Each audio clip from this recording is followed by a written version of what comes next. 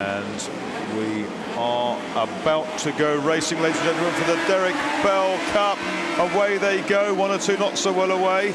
But, there's been a bump. Steve Smith went up in the air, but he came down. He's all landed okay. It's Hibbard with a wheel on the grass going into the first corner, trying to counter the attack from Peter Thompson in the blue and gold Brabham, who made a very good start from the outside. It's Hibbard from Thompson from James King. In fourth and fifth places are a pair of red cars, or red or orange cars.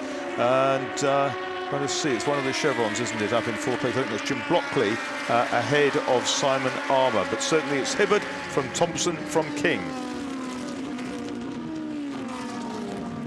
So there they go then. Haven't heard from him. We've got a car off in the wall, two cars off in the wall here. One looks like it's Ian Bankhurst with the Alexis.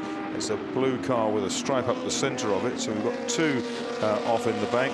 No sign of Bruce at the moment in the commentary box. So there he is. No, I am still here. Sorry, yes, button problem there for me. Yes, so two cars off at the kink just before me, but interesting that we got, although he was monstered at the start, Andrew Hibbard held on and James King then started attacking Peter Thompson, but Thompson has now broken clear and James King has fallen back into fourth place. Steve Smith, let's say, bounced right up in the air. He hit somebody in front of him, got two cars off in the bank somewhere else. The kink before St Mary's. It is, okay. And the first half dozen or so coming through. And Marcus Musa is well. The safety car has gone out as well. That's running about fifth at the moment. And the first four through in the order: Hibbard, Thompson, Blockley, King, Armour and Musa. And Marcus Musa up from ninth place into sixth. Vidmer is 63, is next up. Kite, Smith, Carey, Messer, Maynard, Surgison, Bosson and Poponcini completing the top 15. The safety car is out and there's a car running on three cylinders there. So Lotus 31 of Robert Thorpe that goes past underneath me. So safety car coming out to sort out the incidents. A couple of Ian Bankhurst and Michael Scott haven't come round, nor has Rob Slamplew or John Council, and they're running. There's the Alexis of Ian Bankhurst looking a bit second, and there's Michael Scott's Brabham as well. Ian Bankhurst looks to be a-OK. He's walking to the side to the marshal's post. Both drivers are out of the cars. There's no doubt about that, and they are saying at the kink, Bankhurst and Scott. Those two guys started in sixth and seventh place. I don't know how it happened as such, but we may get a look at that. Steve Smith was sort of involved off the start. And watch to the right of the white chevron with the stripes. He gets a bit sideways, squirrely, and he hits. I think it was the 99 car of Paul Kite. Just touched his rear wheel and went up in the air. But a very, very clean start from Peter Thompson from the outside of the front row. He moved up immediately into second place. You can see the orange chevron dropping back, but Andrew Hibbard had just enough. And here comes the wheelie. Yes, it was indeed the 99 car of Paul Kite. So Steve Smith, the ex-MGA racer, got away with it, fortunately, but his car just slewed, didn't hook up straight. And you can see as they go away again, When he realised someone was outside him, exactly. So he then had the guy behind him started really quickly in the white car, and that's I think that might have been Marcus Musa down the outside. It certainly was. And then he was a bit cautious into Madrick in case the steering had been deranged a bit, but it seems okay. Yeah. So lots of drama. Safety car picking up the leaders. It's dropped back. It's waving everyone through.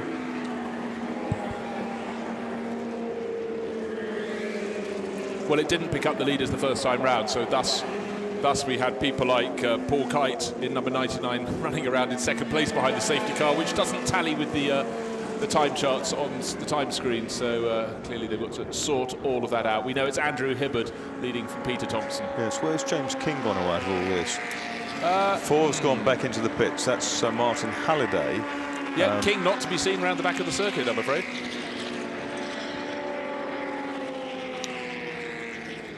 So King, last year's champion, if you like, of the Goodwood race, out of the running by the looks of things. He's being shown a lap down, so whether he's come in or back into the pits, I couldn't tell you. Bit of a trail of oil dropped by one of the cars, so taking the opportunity to sweep that up. Whether that initiated the coming together. That's on the that's on the 11th straight, isn't it? So someone's blown up down there by the looks of things. Well, maybe we can link James King and being in the pits or whatever. No car in the pits. Orange car. We're looking for an orange car, of course. So we've just heard that the orange car was smoking earlier, so that not the best of starts from James King, but he came through right at the end last year for that incredible finish. But this time around, I'm afraid his race has been shortened, and luckily they're clearing up the oil. You can see the yellow and red flag on the big screen, so the marshal's doing a fantastic job. But certainly you don't want to be on the oily line as you come down to Woodcote. So Andrew Hibbard leads the round from Peter Thompson. Up into third place in number 58, we have Jim Blockley and then Simon Armour, who started fourth in his march and continues in fourth place. That's right, he's not looking as strong at this point of the race as he was last year, where he was pretty dominant until a late safety car.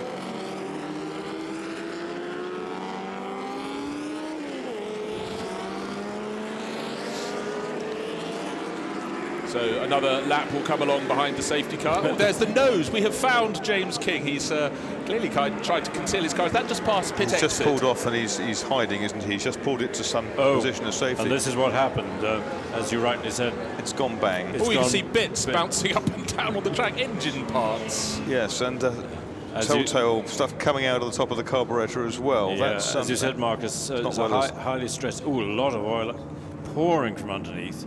God, fantastic camera work there. Well done, the crew. James is just texting back to car owner Tony Mantle to say, yes, please get a new engine. The first lap was great. I think the engine's gone incontinent. So the safety car is somewhere towards the back of the field, and at the speed these guys are going, they're not going to catch up with the train. There he is. Now, has he picked up the leader? Not yet, but the leader's coming down. Andrew Hibbard's coming out of Ford Water down the hill, so the safety car is waiting just before the kink. So he's got a few cars to wave past, am I right? No, he's already done the wave pass. He's now got the leaders and second, third, fourth, fifth, etc. behind. The field, by and large, is nose to tail, right down to the techno at the tail. So yes, we are now in the correct order. It was just unfortunate the first four cars had gone past before the safety car could be scrambled. But now we have Andrew Hibbard running around in second place behind the safety car. All eyes, as Barry Cannells were in the opening race, on the lights on the roof of the car. Peter Thompson in 65 needs to get a bit closer. In second place, then 58, Jim Blockley, and 22, Simon Armour, fourth in the march. But still, they're still hoping to clean up those cars at the kink beforehand, so don't expect the lights to go out this time around, because, of course, Ian Bankhurst went off. And Scott, as well, parked at the side of the circuit at the kink before St Mary's. And from the amount of oil dropping out of James King's X-engine, I think probably, I don't know if a lot of sweeping is still going on the Lavant kink on the way down to Woodcote. In fact, you can still see little parts on the circuit there as they go down from Lavant. They need to avoid that. You don't. Oh no! Straight over the top went. Who was that? 58, Jim Blockley. That's a potential puncture, isn't it? I do think so. The others seem to have seen it behind and they're swerving around it. I wonder if the marshals have seen it. They can dodge out and juggle with hot metal.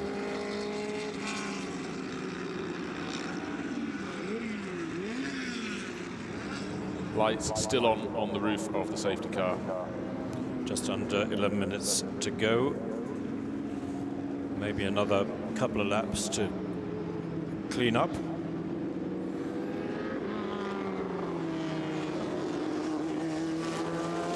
So, Marcus, how do you read this? We've got still plenty of time to go racing again. Do you think the job can be done by Andrew Hibbard? He's at the lead of the group.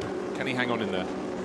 Or is Marcus not alongside you? What do you think, Chris? I should have a light on here so I can tell you who's in the microphone. Marcus is occupied elsewhere just for the moment. I think we're in for a fascinating restart, and I think Hibbard could...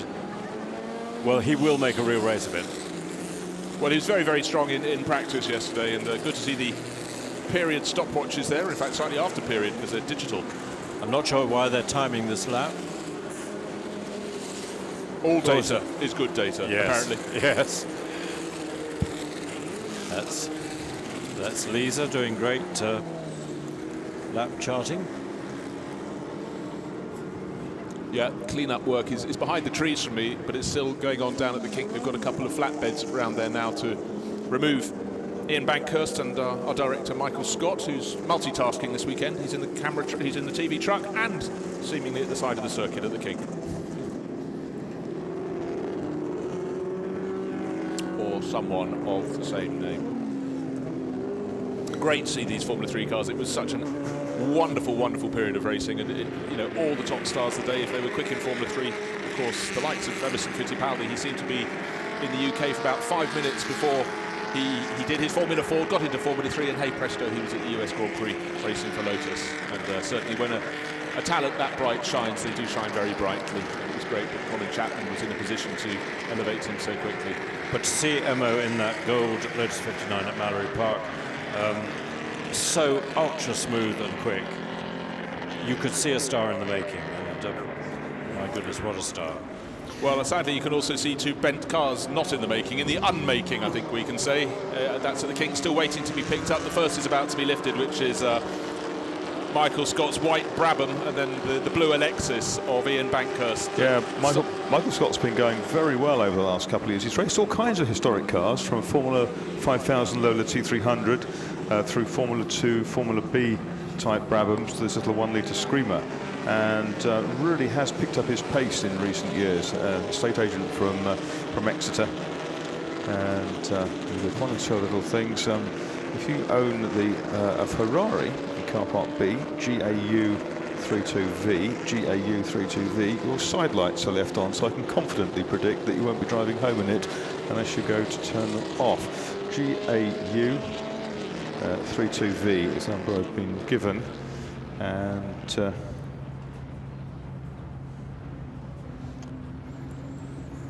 if you're at the chicane at the infield, the speaker is not working, I'm afraid to say, due to an incident. So apologise for that, and hopefully that the techies can get to it and do something to rectify that later in the day. Thank you very much.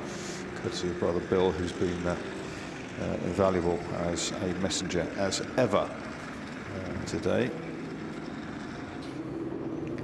So safety car continues on this, the 5th lap, and fears to have another shortened race, but hopefully get a little bit of racing time in at the end. Pretty chilly out in those cars, and of course the engine temperatures drop off pretty fast in these low ambient conditions. Andrew Hibbard in 26, 65 Peter Thompson, 58 Jim Blockley, long-time monoposto racer in his Chevron, 22 Simon Armour March, 82 is the Techno. So it's Brabham. In fact, where's Thompson? Has Thompson got a problem with his... No, Thompson is still there. There must be a problem with Peter Thompson's transponder, because the 65 car did appear to be there. 46 is still going, which is the one that went right up in the air at about 30 degrees, nose up, and still running. Marcus, do you think these cars will suffer from wet plugs? It's quite possible. Around yeah, it is quite possible. Got to keep the revs up. They work very well at high revs, and there's nothing below about 7,000. Interesting little cars to drive. I've driven one or two of them over the years, but how many gears in the gearbox? 4? Just only 4.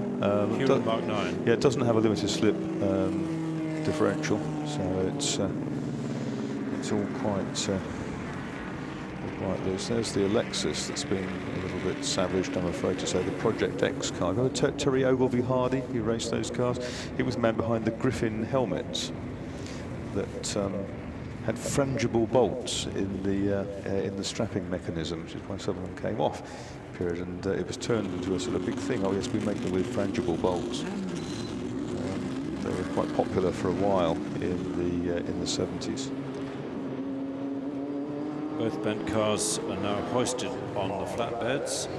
Now that's, you don't often see an auto solo as an auto duo, but just a reminder that up on the skid pan you can earn house points by having fun driving that little mini-sized or smaller than mini-sized XK120.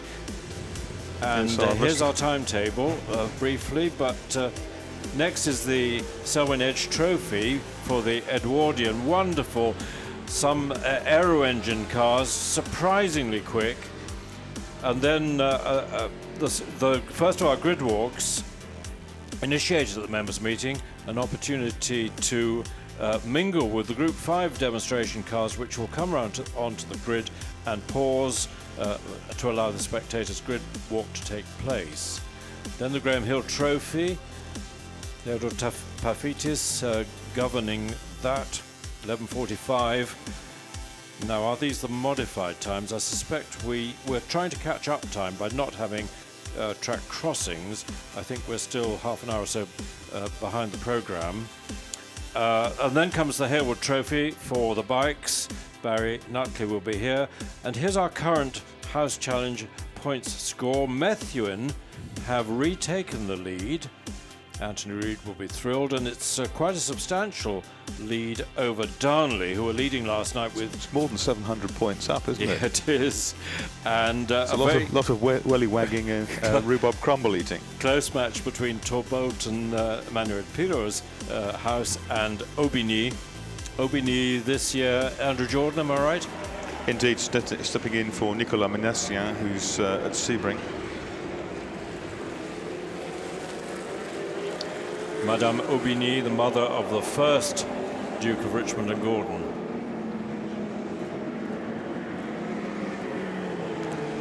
So maybe another lap or two. There's a lot of concrete, a lot of cement to be mixed. Well, also more importantly, it's the shifting of the cars. And now Ian Bankhurst's Alexis has just departed towards Lavant. That's the second of the two. Michael Scott's Brabham already being cleared up. They have got to be removed to a point of safety. Just under 3 minutes now, so I wonder if they're going to put a couple of laps on. Reset the clock again. Like that 4 minutes we had for the Brooks Trophy. The Porsche course car with Andrew Hibbert sitting in behind. Yeah, watch the big screens and keep trying to get some exhaust for warmth, I think. Keep a beady eye on that clock counting down. The last race, they recovered another couple of minutes, so we had 2 extra laps. We were fearing that it would finish under safety car, but fortunately it didn't.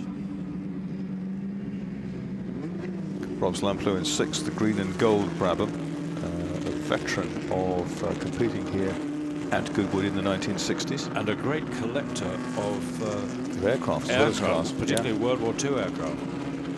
Lights still on, flashing on the roof of the safety car, so he hasn't given his signal yet that he'll be racing next time around. And we've got to that point below 2 minutes again. Andrew Hibbert watching those lights like a hawk, because then he's got to put his brain into a different gear and get absolutely ready to lead the restart away. He's in the pole position for it, of course, leading the pack around, but riding behind Peter Thompson, who was so quick away from the standing start, is going to be watching just as beadily. Yeah, Peter Thompson, a long-time Marcos racer, and only just taken to single-seaters over the last couple of 3 seasons with this car, which he obtained through his old buddy David Methley, who was out in Australia last weekend, visiting another old Marcos racer, Roger Eland, who sadly is none too well. But David was out in Oz, at the time we were at Phillip Island. Keith Messer trying to get getting some temperature into the tyres of the VZ. Even these treaded tyres, they do need to... Oh yes, look, 7 minutes. That's great stuff. So that will be another 3 laps or so. The VZ did just one Formula 3 race in period at Alton Park, and then it was hill climbed by a guy called Tim Collins. Marcus, I hope Roger is watching on our streaming service out in Australia. If he is, Roger, all our best wishes. Great racer in Marcos, in Formula 3 and in historic cars. Indeed. Well, we're going for one more lap because the lights are still on as they go through the chicane on the roof of the Porsche safety car. Surely this will be the last lap behind the safety car. Lights still flashing. and we were just waiting for the second of the two flatbed trucks to pull off, and that has just done so. So this is the last lap in which they have to desperately try and get heat into their tyres, and then of course they've got to interpret next time around just how much heat they have managed to keep in their tyres as they hair off down towards Madgwick. Interesting that the people at the back of the queue have dropped back and are now giving it some wheelie, trying to get some heat into the engine. And that Lotus 31 still on 3 cylinders. Yes, it is. As it has been most of the race. Clearing the plugs, desperately hoping that they don't oil a plug. But they're sounding pretty clean apart from that one Lotus at the back.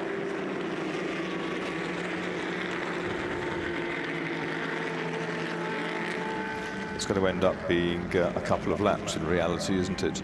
By the time they get Lakers down to 5.5 now. Leaders coming round and looking down the order.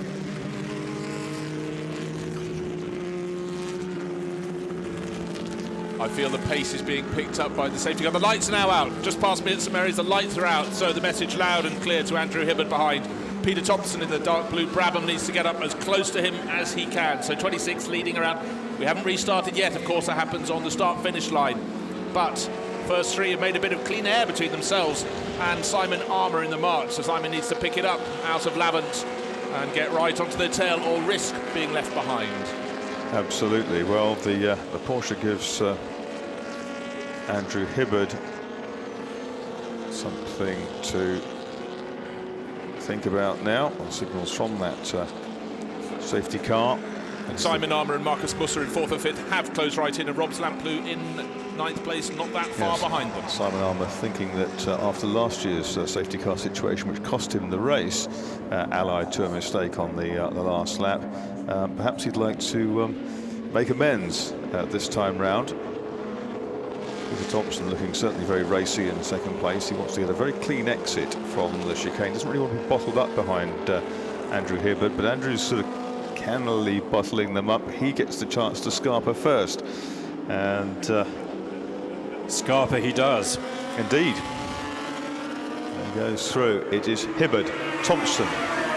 Thompson is not far behind. No, he's not. Will he make a lunge into Madgwick? Well, same amount of horsepower to play with, but he seemed to have better traction out of the chicane. But Andrew Hibbert, as he did at the start, has it covered, and in fact has a better exit speed from Madgwick. And now it's Jim Blockley pushing Peter Thompson for 2nd place. He is, and Jim Blockley's challenging going down towards the kink. He's alongside, but he's not alongside enough to force his way through. Peter Thompson now more worried perhaps about fending off Jim Blockley than trying to get back with Andrew Hibbert. He's got a lead. He's got a lead of about 10 car lengths. Yep. So definitely we thought the pace was with Andrew Hibbert, but I can't believe the sheer amount that he's pulled away already and stretching it. Simon Armour and Marcus Musser 4th and 5th as they go into the dip, but Musser having a look up the inside of the march. Will he take 4th place? Yes, he will on the way in, but he has to be compromised. Yeah, squeezed over the curve, wasn't he? Did they touch? Very, very close front and rear wheels there, but they're 4th and 5th, and they're not able to change position. That's allowed 2nd and 3rd, Thompson and Blockley, to make good their escape. Marcus Musser attacking again on the back of the red and white march. Yeah, indeed, as they come down the long Lavant straight towards Woodcote Corner. Looking out to the side, then it's Andrew Hibbert with what appears to be a pretty comfortable lead.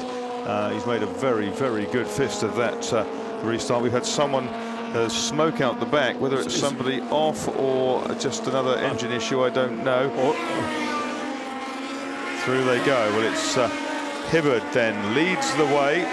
Thompson 2.0 seconds behind. Blockley 3rd, Armour 4th, Musser 5th, Vidmer is in 6th. Kite and Smith are 7th and 8th.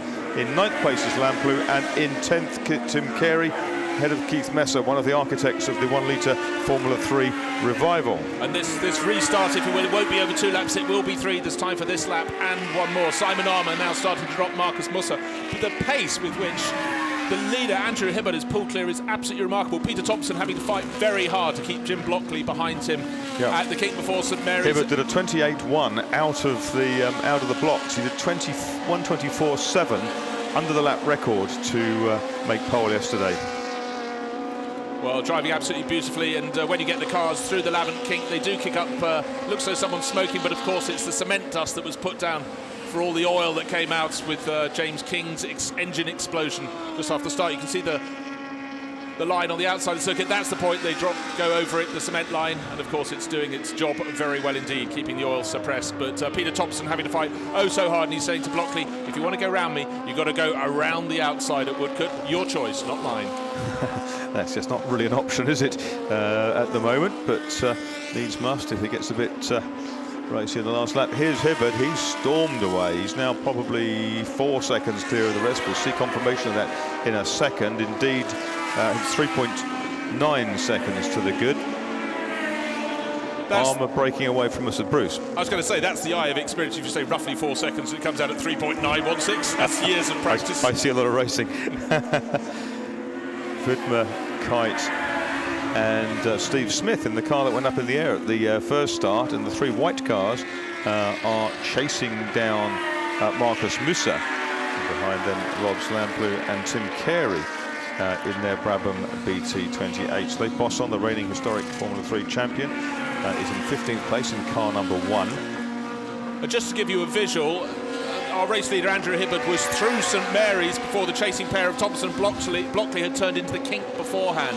That's the gauge of his distance, as you said, just under 4 seconds on the start-finish line, but it'd be even more. In the background of the shot as they come out of the second part of Lavin, it's still Thompson battling with Blockley. Simon Armour can do nothing about them. Likewise, Marcus Musa behind. Is this the chance for Blockley? Close though, isn't he? Blockley looking down the left-hand side into that dirty part of the circuit where the oil went down earlier on, but Thompson dominates to cut back on the inside.